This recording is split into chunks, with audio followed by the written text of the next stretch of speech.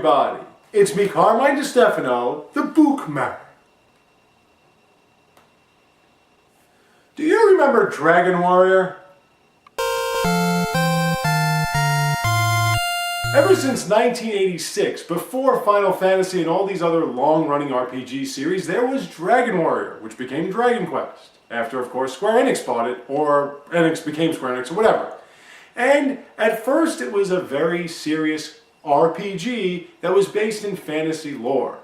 And as it grew, it became a little bit more comical, taking itself less seriously. And the funny thing is, now that I've seen every single game in the series, and I played the first one as a kid, I start to wonder, why is it that series like Final Fantasy and such have so much fervor, have so much attention, and nobody really pays attention to Dragon Warrior or Dragon Quest? To the point where these games now are exclusive on the 3DS, handheld consoles.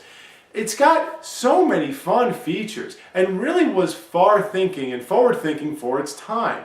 Recruiting members, buying members of your party, having different storylines arc with one another, having references to alcohol abuse and sex and all these other things that nobody really touched up on that time. And of course, it had Jessica.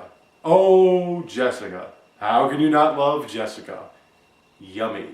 So, what is it about this series that gets forgotten? There were so many different aspects, and there were 3 that were about the legendary hero and 3 in another area that was about another legendary hero. They had different areas that they took place in 3 different portions of the series. So it was like 9 of the games took place in 3 different areas and everything. And although they sort of took place in the same areas, they were in different time sets.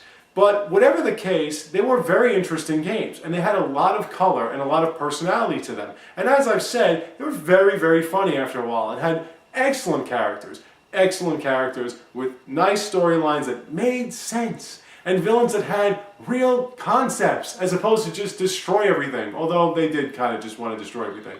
So it's a very, very interesting series, and yet it really doesn't get that much airtime.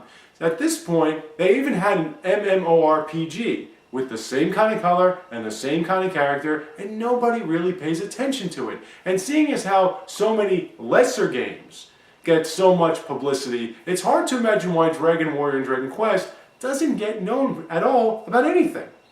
Now I know the turn-based strategy has kind of become dated at this point, but even their turn-based strategy involved a lot more strategy and idea and thought than what you would originally have assessed in other games that have more popularity. So it comes to this question. What is it about Dragon Warrior and Dragon Quest that people have basically just forgotten? Especially since it's now owned by the same company that makes games like Final Fantasy. So the question again remains, what's wrong with Dragon Warrior and Dragon Quest? Seeing as how nobody really looks at these games anymore, that makes Dragon Warrior and Dragon Quest underrated. Now thank you all for watching. I have more for you soon to come, so stay tuned, take care, and have a great day.